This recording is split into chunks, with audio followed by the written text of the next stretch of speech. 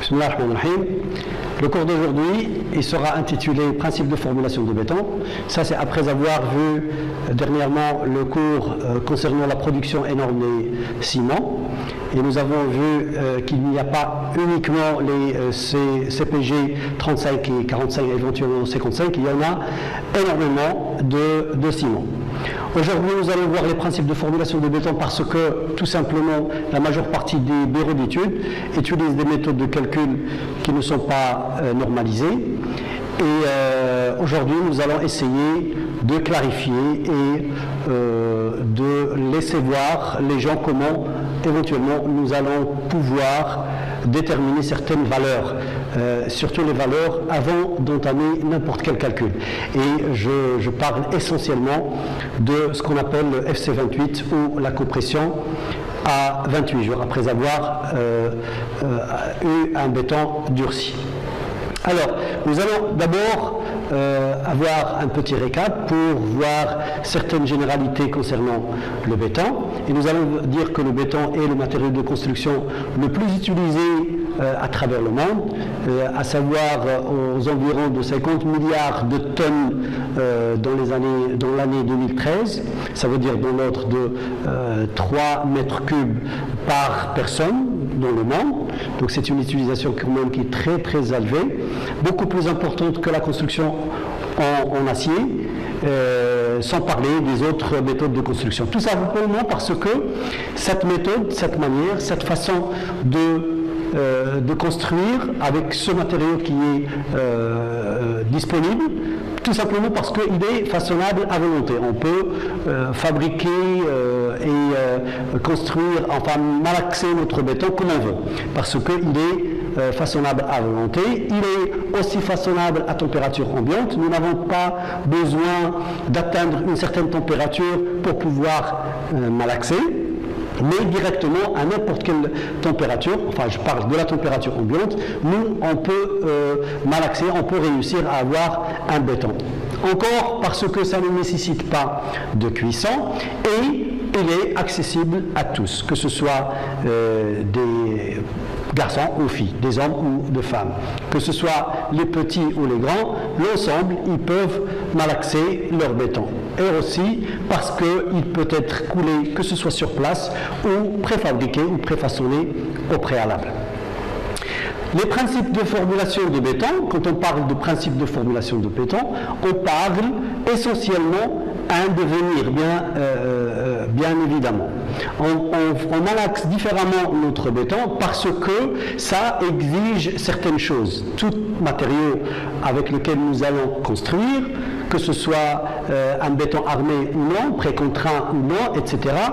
Tout ça, c'est pour répondre à 6 exigences qui sont essentielles. Entre autres, la stabilité et la résistance mécanique de l'ouvrage, donc quelle qu'elle soit, la résistance et surtout la résistance aux contraintes externes, on parle de pluie, de gel, de neige, de choc, d'attaques chimiques, etc., etc. L'hygiène, la santé et l'environnement aussi, ils sont très importants pour choisir quelle ou quelle formulation, quel ou quel agrégat, quel ou quel ciment on doit utiliser. La sécurité en cas d'incendie aussi est très importante. Nous savons déjà au préalable que le béton a une résistance par rapport aux incendies beaucoup plus grands que la construction en acier. La protection aussi contre le bruit, l'isolation acoustique et l'économie de l'énergie. Parce que quand on va construire, c'est sûr qu'il va y avoir un échange thermique entre tout ce qui est intérieur et tout ce qui est extérieur. Donc quand on va choisir un matériau, quand on va choisir une formulation, une méthodologie de construire ou de fabriquer un béton, c'est pour éventuellement résister à l'isolation thermique.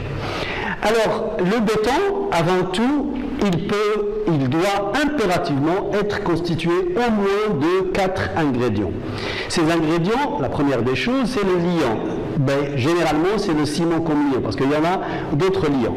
Le ciment, c'est un liant, comme nous avons vu la dernière fois, le ciment, c'est un liant hydraulique et c'est le liant qu'on utilise beaucoup plus dans tout ce qui est béton. Après le ciment, il y a les granulats, le sable, les agrégats, les sablons, les graviers, etc. etc.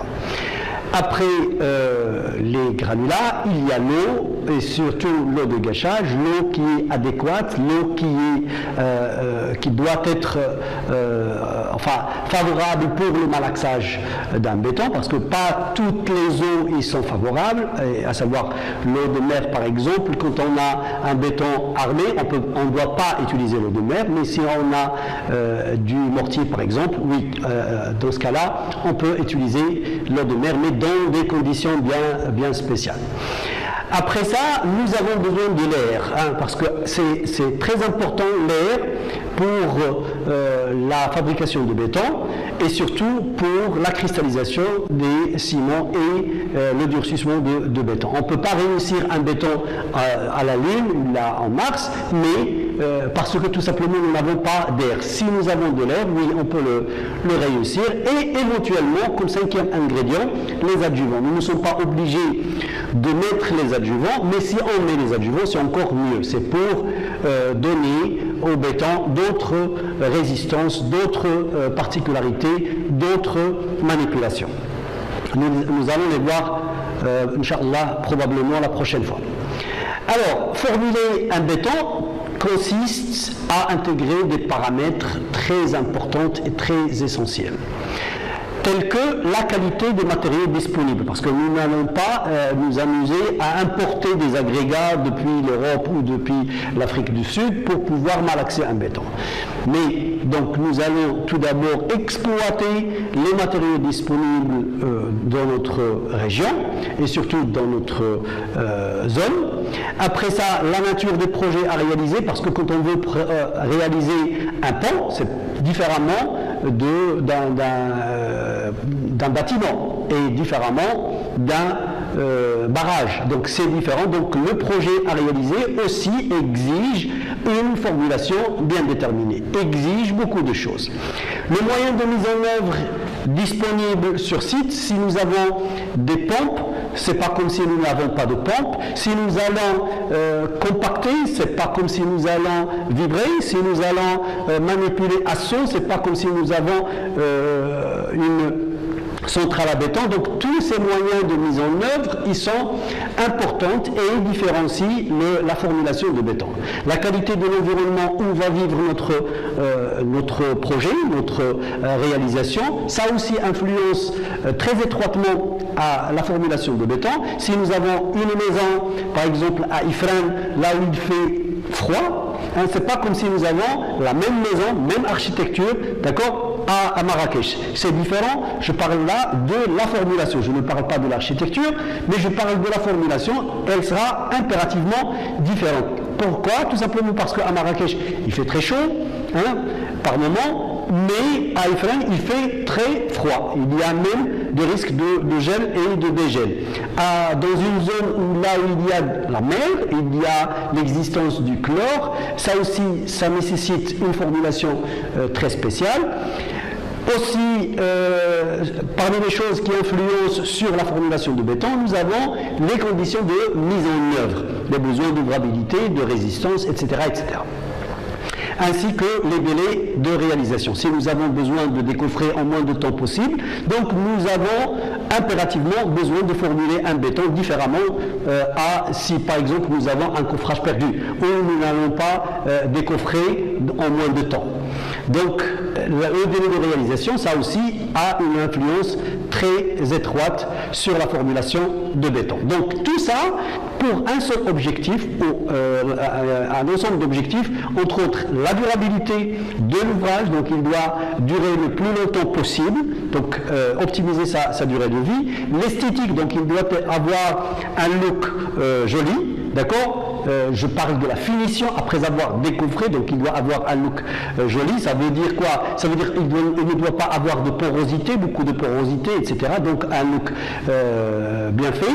Une résistance mécanique des contraintes que l'ouvrage va vivre et une étanchéité. Je parle de l'étanchéité par rapport à l'eau, je parle de l'étanchéité par rapport à la sonorisation, à autre chose.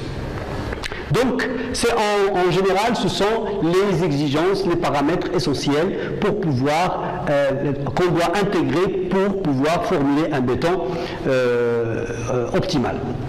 Alors, la norme, enfin une désignation normative, et là je parle de la norme européenne EN 206-1, elle définit 3 types de béton. Elle définit 3 types de béton. On ne parle pas de béton armé, béton précontraint et béton non armé, mais là on parle d'un béton à propriété spécifique. Donc il a certaines propriétés beaucoup plus spécifiques que d'autres choses, ou un béton à composition prescrite. Ça veut dire que le donneur d'ordre, c'est lui qui va prescrire sa composition. Il va demander au fabricant du béton, à la centrale à béton, il va demander à l'ingénieur qui va malaxer le béton ou à la bétonnière de malaxer un béton à, je dirais, un dosage de 260 par exemple kg par mètre cube de ciment, ou à 350 kg de ciment par mètre cube. Donc ça veut dire quoi? Il donne déjà au préalable une prescription.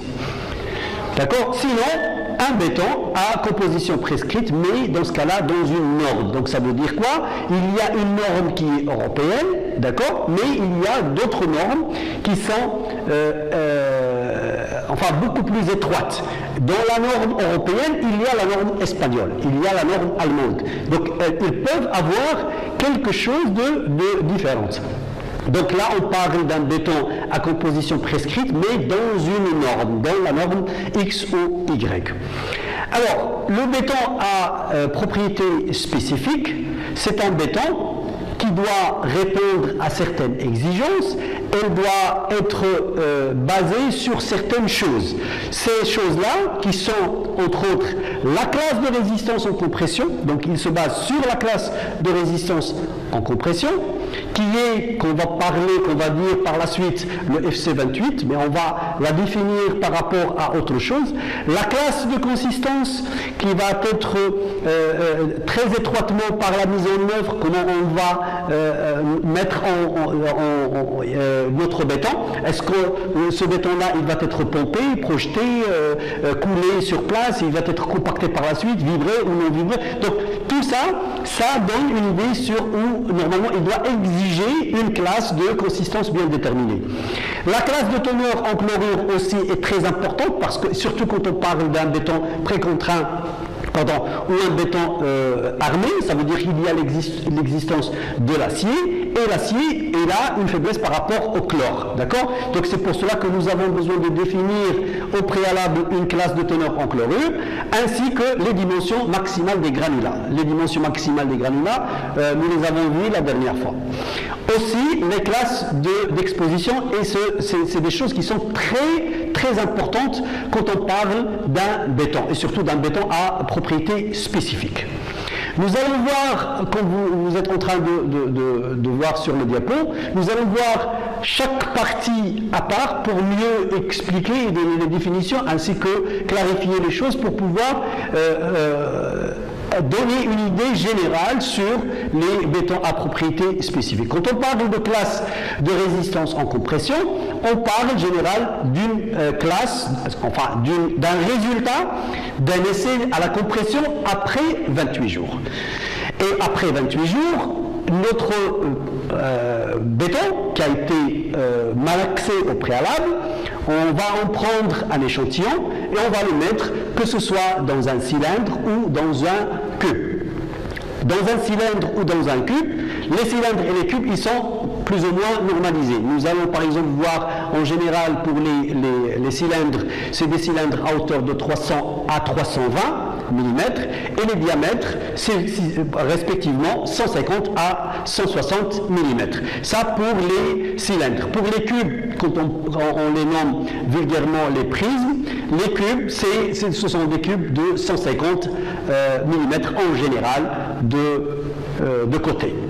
Alors, ces classes, enfin, ce test, quand on va le tester, si par exemple j'ai des poteaux qui sont circulaires, donc automatiquement, l'essai que je vais faire, c'est des essais cylindriques. Si j'ai des poteaux, par exemple, qui sont de forme rectangulaire ou carrée, donc les essais que je vais faire pour les échantillons que je vais prendre, c'est des essais sur les cubes. Et on note les résultats par la suite des essais après 28 jours, on le note d'abord par une lettre C qui montre que c'est du concret. C'est un résultat qui est concret. Donc C, c'est pour dire que c'est un résultat qui est concret. Et on donne le résultat en général de tout ce qui est cylindre d'abord, et puis tout ce qui est cube après. Comme par exemple si je note, comme vous voyez ici sur le tableau, C20-25, ça montre que c'est une résistance minimale concrète à 28 jours, pardon, de 20 mégapascales pour tout ce qui est cylindrique, d'accord, et pour tout ce qui est cubique, c'est à 25 mégapascales comme résultat minimal, d'accord, exigé par la norme. Mais le résultat concret, c'est 20-25. Alors, ce résultat, il doit, enfin, ce n'est pas général, il peut connaître des tolérances. La loi, ou par exemple, je m'excuse, la norme peut tolérer jusqu'à 5% de différence, que ce soit en plus ou en moins. Elle peut, si on parle de la norme XPP 18-305, elle peut admettre jusqu'à 10% de résultats, mais quand il s'agit de béton qui exige une résistance au-delà de 30 mégapascales. Mais moins de ça, c'est uniquement 5%. Pour la norme XP, je m'excuse, pour la norme XP P18-305, elle admet 10% de résultats quand il s'agit d'une résistance minimale inférieure à 30 mégapascales. Mais au-delà de 30 mégapascales, c'est uniquement 5% qu'elle peut admettre, pas plus. Alors, tandis que la norme NFEN 206-1 impose donc des spécifications plus sévères, donc elle n'admet que 5% pour le reste. Alors, les tests, ils sont comme suit, comme vous voyez ici sur le tableau. Il y a les cylindres qui sont normalisés de 160 mm de diamètre et 320 mm de hauteur. Donc, on remplit notre tube à essai, notre cylindre, on le remplit et on doit impérativement lui donner la manière dans laquelle nous allons le mettre en place. La même chose, si nous allons compacter par la suite notre béton, nous devons impérativement compacter l'essai, enfin l'échantillon. Si nous allons le vibrer, nous devons impérativement vibrer notre échantillon. Et si nous allons le mettre en place, quand il s'agit par exemple de béton autoplaçant, il va se mettre en place tout seul, donc on va le mettre et on va le laisser tout seul se placer. Après 28 jours, il va sûrement présenter un résultat de résistance à la compression. C'est ce résultat que nous cherchons et c'est ce résultat que nous allons afficher. Alors, ici sur la photo, comme vous voyez, nous avons un échantillon sous forme d'un cylindre, d'accord, et nous avons une presse, d'accord, qui va le presser jusqu'à ce qu'il arrive à l'écraser. Et une fois elle va arriver à l'écraser, c'est là où on va dire que c'est le maximum de sa résistance, et on va dire que la résistance concrète de ce cylindre, il est de C20 par exemple, ou C30 ou C40, et là on parle de mégapascal. Alors, et comme vous voyez ici sur le tableau, quand on parle de C8-10, donc ça veut dire pour les cylindres, d'abord on classe d'abord les cylindres, donc les cylindres 8 et les cubes 10. Quand on parle de C12, 15, donc 12 pour les cylindres et 15 pour les cubes, et ainsi de suite. Et comme vous voyez ici, on peut avoir des bétons qui dépassent 100 mégapascales de résistance. Parce que généralement, dans les calculs, la majeure partie des bureaux d'études, ils prennent, entre parenthèses, des valeurs de résistance à la compression à 28 jours, ce qu'on appelle vulgairement le FC28. Ils prennent entre 25 et 35 mégapascales, ça dépend des ouvrages. Mais juste ici, on peut voir que nous, on peut dépasser les 115 degrés Celsius, 115 mégapascales. Ça veut dire quoi? Ça veut dire qu'il y a des bétons qui peuvent avoir des résistances beaucoup plus grandes, et là on parle essentiellement des bétons autoplaçants et en taux nivelant, ces bétons-là, ils peuvent avoir des résistances à la compression qui peuvent dépasser de loin les 230 mégapascales. À la compression, je parle. Je précise, à la compression, je ne parle pas de la flexion, je ne parle pas d'autre chose. Je parle de la résistance à la compression. Alors là, nous avons vu la résistance, la classe de résistance à la compression, et là, tout de suite, on va voir les classes de consistance. Quand on parle déjà de classe de consistance, on parle de la consistance du béton. Parce que le béton, on peut remarquer très facilement qu'il y a des bétons qui sont beaucoup plus consistants que d'autres bétons. Des bétons beaucoup plus fluides, ça dépend de l'utilisation. Ça dépend pas de l'ouvrage où il va vivre, mais ça dépend de la manière dans laquelle on va le mettre en place. Et si par exemple je veux commander par exemple un béton, mais avec une consistance qui va me permettre de le compacter, comment je vais le nommer? Est-ce que je vais dire je veux un béton très consistant? Ce très consistant, il peut être différent d'un très consistant d'une autre personne. Ça dépend de la manière dans laquelle je vois les choses. Si par exemple quelqu'un qui ne travaille que sur le béton très consistant, pour lui le très consistant c'est une chose, mais pour quelqu'un qui travaille sur des bétons qui sont très fluides, les très consistants pour lui c'est autre chose. Alors tout ça, ça a permis à des savants de normaliser ce qu'on va dire très consistant, moins consistant que l'autre, plus consistant, moins fluide, plus fluide, etc. Ils vont le normaliser. Et pour ça, il y a plusieurs tests, à savoir le cône d'Abraham. C'est des tests qui peuvent déterminer facilement là où je vais dans le monde, que ce soit au Maroc, en France, en Allemagne, en Amérique, la même valeur de consistance, même degré de consistance d'un béton. Si je le veux consistant vraiment ou fluide. Donc les mêmes valeurs, plus ou moins. Donc la cône d'Abraham, il s'agit d'une cône que nous devons la remplir avec un échantillon d'un béton que nous allons commander. Quand il arrive ce béton, quand on va le prendre, que ce soit du camion ou de la bétonnière, nous allons remplir notre cône, mais en 3 niveaux. Le premier niveau, on va utiliser une tige pour pouvoir le piquer. On va piquer 25 coups, et ça c'est la norme, donc on pique 25 coups, que ce soit au Maroc, en Égypte ou en Djibouti, c'est la même chose, donc 25 coups, sans pour autant toucher ni le sol ni les parois de la cône. Et puis deuxième couche, la deuxième couche la même manière, donc on va piquer 25 coups sans pour autant toucher, enfin on va essayer de ne pas toucher les parois, encore moins la couche qui se trouve en dessous, et la troisième couche, que nous allons piquer aussi 25 coups. Après ça, on va raser, mais sans compacter à la main. Donc on va raser sans compacter ce que nous allons avoir en dessus.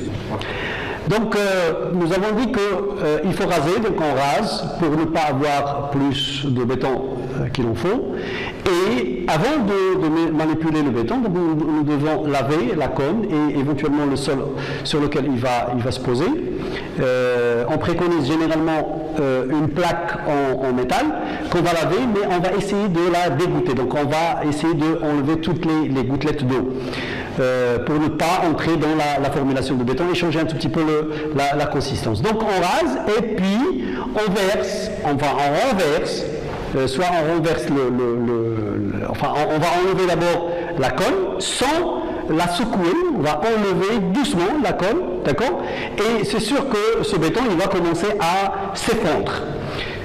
S'il est très consistant, il va se maintenir un tout petit peu, mais s'il est très fluide, c'est tout à fait normal que son effondrement va être d'un seul coup. Et voilà, donc une fois on prend notre cône, on la renverse pour pouvoir calculer la distance de l'effondrement, de l'affaissement du béton. Et ces distances, ils sont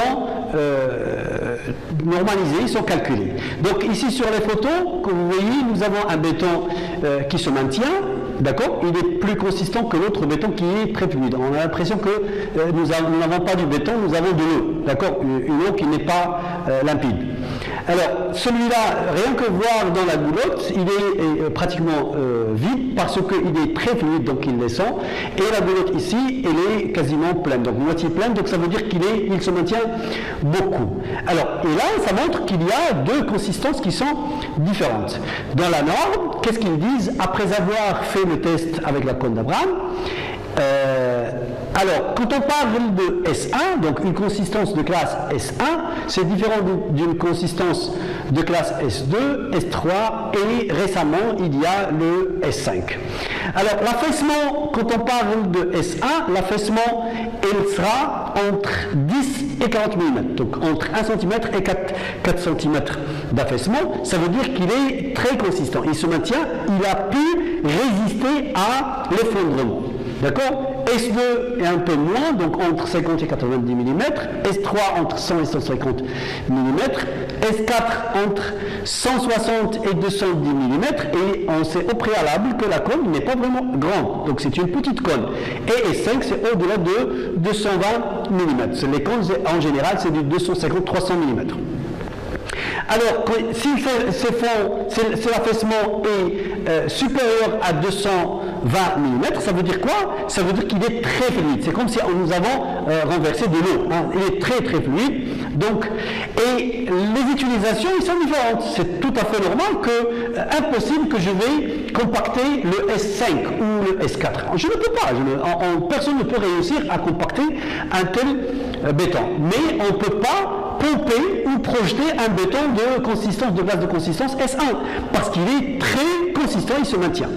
Alors chaque classe d'exposition exige une méthode de mise en place. Donc par exemple le S1 c'est des bétons extrudés, le S2 c'est des bétons plastiques, S3 c'est des bétons très plastiques, donc on peut les étaler, on peut les mettre en place comme on veut, on peut même les vibrer.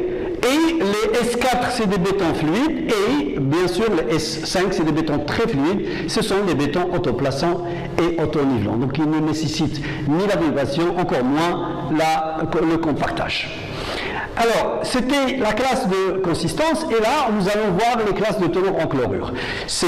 Quand on parle de classe de teneur en chlorure, généralement, la crainte de l'existence de chlorure a une implication très étroite avec l'armature, avec le ferraillage qui se trouve. Donc ça veut dire avec l'acier qu'on utilise. Ça veut dire si nous n'avons pas d'acier, si nous avons un béton qui n'est ni précontraint ni armé, nous n'avons pas cette crainte. Même s'il y a l'existence du chlore, on n'a pas cette crainte. Alors, nous allons noter CL020 quand on parle d'un béton précontraint, d'accord? Donc, ça veut dire qu'il ne doit pas avoir une teneur en chlorure supérieure à 0,20%. On parle de CL040 pour les bétons armés, donc vous voyez ici l'armature, d'accord? Donc on peut tolérer une teneur en chlorure jusqu'à 0,40%. On parle de CL065 qui peut tolérer jusqu'à 0,65% avec un béton armé, bien sûr 0,65% de chlorure, mais avec un ciment CM3, parce que le ciment, comme nous avons vu la dernière fois, les ciments CM3, ce sont des ciments de hauts fourneaux, donc ils sont alimentés par des laitiers des hauts fourneaux. Alors, les ciments CM3, elles amènent avec eux des chlorures non nocifs consommés par exemple consommés par le laitier des hauts fourneaux. Et on peut tolérer une teneur en chlorure qui peut atteindre jusqu'à 1% quand il s'agit d'un béton non armé. Donc ce sont des normes. Une fois je veux préconiser, je veux prescrire un béton, d'accord, je dois notifier mon béton, enfin le devenir de mon béton. Si j'ai par exemple un béton précontraint, automatiquement je vais noter CL2 pour que l'ingénieur de la formulation de béton prenne en considération l'existence de l'armature, et cette armature s'agit d'une armature pour un béton précontraint. La même chose pour le béton armé, et la même chose si je vais utiliser par exemple le ciment classe CM3.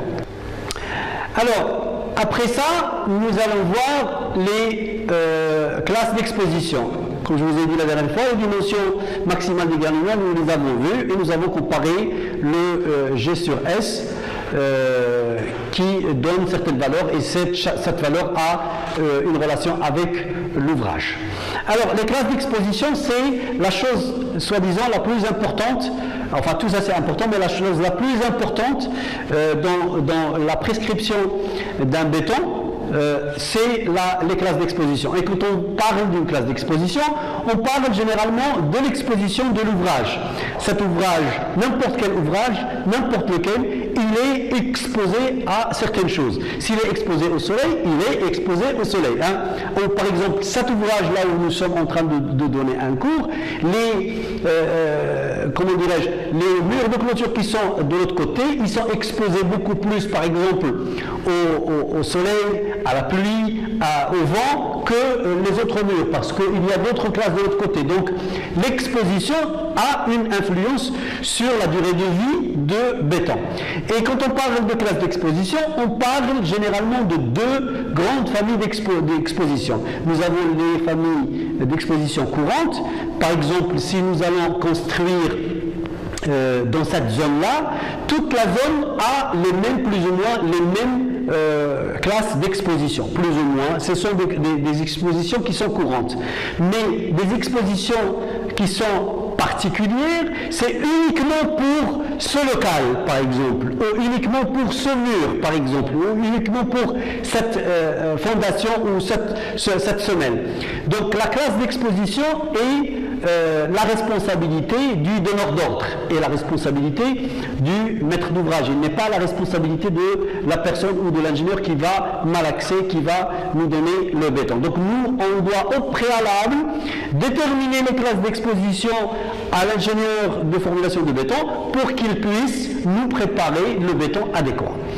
Et quand on parle de classes d'exposition surtout courantes, on parle de deux grandes choses qui sont, entre autres, l'armature qui se trouve dans le béton. Ça veut dire quoi? Ça veut dire que si nous n'avons pas d'armature dans le béton, donc automatiquement, nous n'avons pas de risque de carbonatation. Donc ça veut dire que l'acier, puisque nous ne l'avons pas, il ne va pas se carboniser, parce qu'il n'existe pas. Et s'il n'existe pas, je dois le notifier à l'ingénieur de production ou de malaxage de formulation de béton. Je vais le notifier. Comment je vais le faire? Je vais écrire un texte? Non. Sur ce cas, donc, nous allons écrire un code, à savoir X0. Donc ça veut dire, si je lui notifie que c'est X0, ça veut dire que je n'ai pas d'armature. Donc le béton qu'il va formuler, il saura au préalable que je n'ai pas de risque de carbonatation parce que je n'ai pas d'armature. Si toutefois j'ai de l'armature, je vais lui écrire XC. Ça veut dire j'ai un risque de carbonatation. Donc ça veut dire quoi? Ça veut dire que j'ai de l'armature et cette armature, elle est susceptible de se carboniser, elle est susceptible de se rouiller. Donc nous devons la protéger par quelque chose. Alors, et sinon, si j'ai par exemple un risque de gel et de dégel, si par exemple la zone là où l'ouvrage va être construit présente du gel et du dégel, donc ça veut dire quand il fait froid, il y a la tombée de la neige, etc. Donc là, je vais lui écrire XF. Tout ça, c'est quand on parle de classe d'exposition courante. Mais si on parle de classe d'exposition particulière, ça veut dire soit un risque de corrosion induit par des chlorures qui sont présents dans l'eau de mer, ça veut dire que notre ouvrage est près de la mer, ou il est en contact avec la mer, ou il est immergé carrément dans la mer. Donc je dois noter par XS. Si je note XD, c'est le même risque d'attaque de chlorure, mais cette fois-ci de provenance non marine, d'origine non marin. Donc c'est pour cela que je dois noter XD au lieu de noter XS. Et si j'ai d'autres attaques chimiques, genre des acides, des bases, etc., je dois écrire XA. Ce n'est pas fini. Donc pour XC, nous allons voir qu'il y en a beaucoup. Donc vous voyez ici, nous avons une photo montre le risque de carbonatation. Et on va, avant de formuler notre béton pour ne pas avoir ce problème-là, nous devons impérativement montrer à l'ingénieur qui va formuler le béton qu'il s'agit d'un risque de carbonatation de type XC. XC, ça c'est pour les bétons armés et les bétons précontraints. Alors, je vais noter XC1, donc ça veut dire qu'il y a des classes quand on parle de carbonatation. Ce n'est pas les mêmes grandeurs de carbonatation. Je note XC1 si l'environnement où va vivre mon ouvrage, il est sec ou il est humide en permanence. Soit sec en permanence, d'accord, toute l'année, ou humide toute l'année. Donc là, je vais lui dire qu'il s'agit d'une classe d'exposition de type XC1. Si parfois j'ai un ouvrage qui existe dans un environnement qui est humide, mais rarement sec, ça veut dire on peut avoir de la sécheresse, donc je vais noter XC2. Si toutefois l'environnement il est humide mais modéré, je noterai XC3. Si nous avons une alternance entre la sécheresse et l'humidité, je vais noter XC4. Alors, je ne parle pas de tout l'ouvrage, je parle de chaque élément de structure de l'ouvrage. Ça veut dire quoi? Ce poteau, il peut avoir une classe d'exposition différente de l'autre poteau, parce que tout simplement celui-là est dans un environnement humide, probablement auprès d'un frigo, hein, ou là, ou probablement auprès de quelque chose qui donne de la vapeur. D'accord? Donc celui-là a une classe d'exposition différente. La dalle qui se trouve ici, ce n'est pas comme la dalle qui va se trouver à la terrasse. Donc c'est différent. À la terrasse, il y a une exposition à la pluie, il y a une exposition au soleil, il y a une exposition à l'humidité de la nuit, probablement du vent qui va être avec de la brume, etc. Mais cette dalle qui ne se trouve pas à la terrasse, elle n'est pas exposée de la même manière que l'autre. Donc les classes d'exposition, ils peuvent être différentes dans un seul ouvrage, pas dans des ouvrages différents, dans un seul ouvrage. Donc ça veut dire quoi? Ça veut dire que le béton que nous allons formuler, il peut être différent. Dans la majeure partie des cas, il doit être différent. Donc ce poteau doit avoir un béton différent de l'autre, différent de la dalle, différent de tous les structures de l'ouvrage. Alors, si on va noter XF, c'est parce que, comme vous voyez ici sur la photo, nous avons un risque de gel et de dégel. Donc probablement, il va y avoir l'existence de la neige, et cette neige, elle peut influencer sur le béton. Alors, pour ne pas influencer sur le béton, je vais dire à l'ingénieur qui va formuler mon béton que, attention, j'ai un risque de neige, j'ai un risque de gel et de dégel, que je vais noter par XF. Ce XF, si j'ai un gel qui est modéré, faible ou modéré, je vais noter XF1, sans existence de sel. Ou XF3, s'il est sévère, sans existence de sel. Si j'ai le sel, en plus du gel, donc il sera XF2 si le gel il est faible ou modéré, et XF4 si ce gel-là il est sévère. Quand on parle de modéré et sévère, Ifrane c'est pas comme Moscou, c'est différent. Donc ça c'est très faible et Moscou c'est très sévère. Donc c'est différent. Alors, quand on parle de chlorure ou de risque d'attaque de chlorure, on parle essentiellement de l'armature. Et quand on parle de l'armature, on parle principalement de béton armé et de béton précontraint. Alors, pour cela, si j'ai par exemple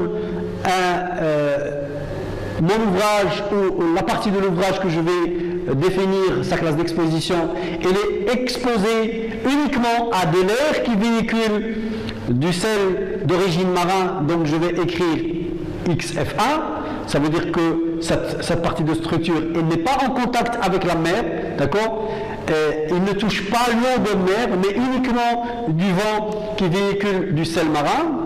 Si Toutefois, j'ai mon ouvrage qui est immergé en permanence dans l'eau de mer. Je vais noter XS2, mais c'est toutefois, il s'agit d'un ouvrage dans une zone de marnage, ça veut dire l'eau de mer, elle atteint l'ouvrage et puis elle disparaît, et puis il atteint, il le touche, et puis il le quitte. Donc je vais noter XS3. Ça veut dire, quand il va le toucher et le quitter c'est beaucoup plus sévère si l'ouvrage vit carrément dans l'eau de mer. Alors ça c'est quand il s'agit d'un attaque de chlorure, existant dans l'eau de mer. Mais si cette chlorure existe mais d'origine non marin, au lieu de noter XS1, je vais noter XD1. Je vais noter XD1 et je vais enlever le C, parce que l'environnement il est humide modéré. Donc je ne dois pas notifier XC1 plus XD1. Tout simplement parce que c'est la même chose. Donc l'environnement il est humide modéré, je noterai XD1. Humide rarement sec, je noterai XD2. Et si nous avons une alternance entre humidité et sécheresse, je noterai XD3.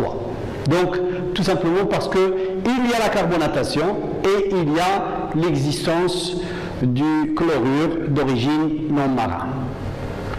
Quand il s'agit d'une attaque chimique, une société qui manipule ou qui stocke par exemple des produits chimiques, il y a un risque chimique, d'accord? Donc, ou par exemple j'ai un sol qui contient un produit chimique.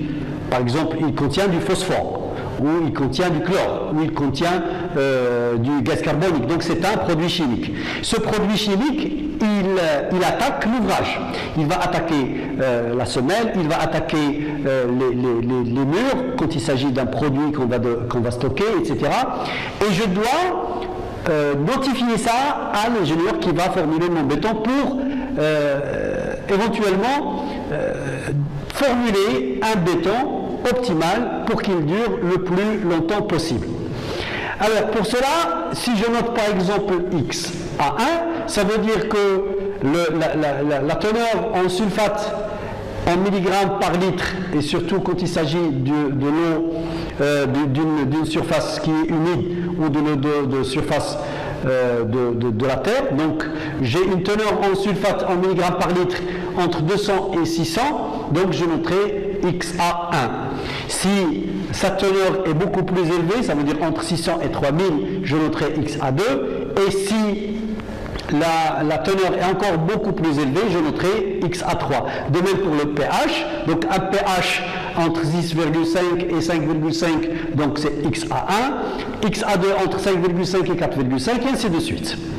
Alors, la question qui se pose, si par exemple j'ai une nappe, d'accord, qui a une teneur en sulfate une teneur en sulfate en milligrammes par litre de 400, ça veut dire que je dois noter XA1. J'ai un pH mètre de 5, donc je dois noter XA2. Et j'ai une teneur en gaz carbonique en milligrammes par litre supérieure à 100. Qu'est-ce que je dois noter? XA1, XA2 ou XA3, ou je dois noter l'ensemble? Non, je ne noterai que le plus élevé, que le plus défavorable, qui n'est autre que le XA3. Donc je noterai toujours le plus défavorable. Mais la question qui se pose, la deuxième question qui va se poser, c'est pourquoi toute cette détermination de classe d'exposition? Pourquoi nous sommes en train de déterminer ces classes d'exposition?